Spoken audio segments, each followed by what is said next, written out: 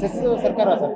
ಈ ಸರ್ಕಾರ ಬಂದ ಮೇಲೆ ಎಕ್ಸೈಸ್ ಡ್ಯೂಟಿ ಜಾಸ್ತಿ ಮಾಡಿದ್ರು, ಕರೆಂಟ್ ಬಿಲ್ಲು ಜಾಸ್ತಿ ಮಾಡಿದ್ರು, ಬಸ್ ದರ ಏರಿಕೆ ಮಾಡಿದ್ರು, RTC ಅಂದರೆ ಪಹಣಿ ಅದರ ದರವನ್ನು ಕೂಡ ಹೆಚ್ಚಳ ಮಾಡಿದ್ರು. ಇನ್ನೇನು ಉಳಿದಿದೆ ಇವ್ರ ಹತ್ರ? ಈಗ ಇದ್ರ ಮೇಲೆ ಒಂದು ತೆರಿಗೆ, ತೆರಿಗೆ ಮೇಲೆ ತೆರಿಗೆ, ಎಲ್ಲೆಲ್ಲಿ ಟ್ಯಾಕ್ಸ್ ಹಾಕಕ್ಕಾಗತ್ತೆ ಅಂತ ಯೋಚನೆ ಮಾಡ್ತಾ ಇದ್ದಾರೆ. ಅದಕ್ಕೆ ಸಿದ್ದರಾಮಯ್ಯನವರೇ, ನೀವು ಗ್ರೇಟ್ ಎಕನಾಮಿಕ್ಸ್ಟ್, ನಿಮ್ಗೆ ಇನ್ನೊಂದು ಮಾತ್ರ ಬಾಕಿ ಇದೆ. ನಾನು ಸಲಹೆ ಕೊಡ್ಲಿಕ್ಕೆ ಬಯಸ್ತೇನೆ.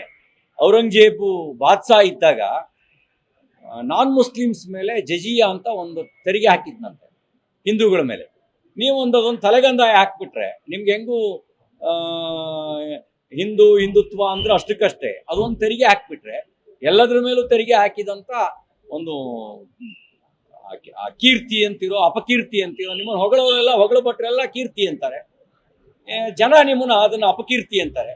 ಅಪಕೀರ್ತಿ ನಿಮಗೆ ಪ್ರಾಪ್ತಿಯಾಗುತ್ತೆ, ಇನ್ಯಾವುದೂ ಉಳಿಸಿಲ್ಲ ನೀವು. ಇಷ್ಟೆಲ್ಲ ತೆರಿಗೆ ಹೆಚ್ಚಳ ಮಾಡಿದ ಮೇಲೂ ಕೂಡ ಹಾಲು ಉತ್ಪಾದಕರಿಗೆ 8 ತಿಂಗಳಿಂದ ಅವ್ರಿಗೆ ಕೊಡ್ಬೇಕಾದ ಸಬ್ಸಿಡಿನೇ ಕೊಟ್ಟಿಲ್ಲ. 5 ರೂಪಾಯಿ ಸಬ್ಸಿಡಿ ಕೊಡ್ಬೇಕಿತ್ತಲ್ಲ, ಕೊಟ್ಟಿದ್ದಾರೆ ಕೇಳಿ.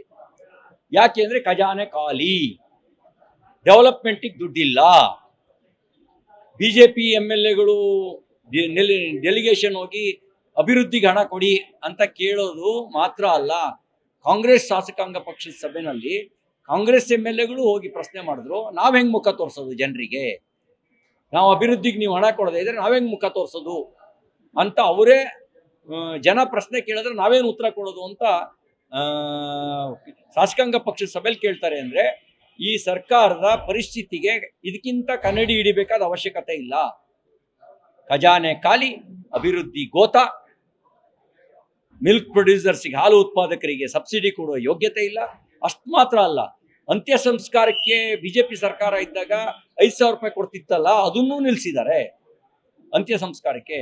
ಇವತ್ತು ಹಿಂದುಳಿದ ವರ್ಗದ ಸಮುದಾಯ, ಅವು ಹಿಂದುಳಿದ ವರ್ಗದ ವಿವಿಧ ನಿಗಮಗಳಿಗೆ ಇವರೇನು ಸ್ಕೀಮ್ಗಳು ಕೊಡ್ತಾ ಇದ್ರಲ್ಲ, ಗಂಗಾ ಕಲ್ಯಾಣ ಇರ್ಬೋದು, ಸ್ವಯಂ ಉದ್ಯೋಗ ಇರ್ಬೋದು, ವಾಹನ ಖರೀದಿ ಇರ್ಬೋದು, ಅದಕ್ಕೆ ಹಣ ಬಿಡುಗಡೆ ಮಾಡಿಲ್ಲ ಅಂತ ಇವತ್ತು ರಾಜ್ಯದ ಉದ್ದಗಲಕ್ಕೂ ಭಾರತೀಯ Janata party OBC Morcha strike ಮಾಡ್ತಾ ಇದೆ. ಆದರೆ ನೀವು ಅಲೆಮಾರಿ ಸಮುದಾಯಕ್ಕೆ ಹೋದ್ಸರಿ ನಾವು 150 ಕೋಟಿ ಕೊಟ್ಟಿದ್ವಿ, 1 ರೂಪಾಯಿ ಕೂಡ ಕೊಟ್ಟಿಲ್ಲ. ಇದು ಈ ಪರಿಸ್ಥಿತಿ. ಇದು ಇಷ್ಟಾದ್ಮೇಲೂ ಕೂಡ ಅವರ್ Siddaramaiah, he is one of the great ಎಕನಾಮಿಕ್ಸ್ಟ್.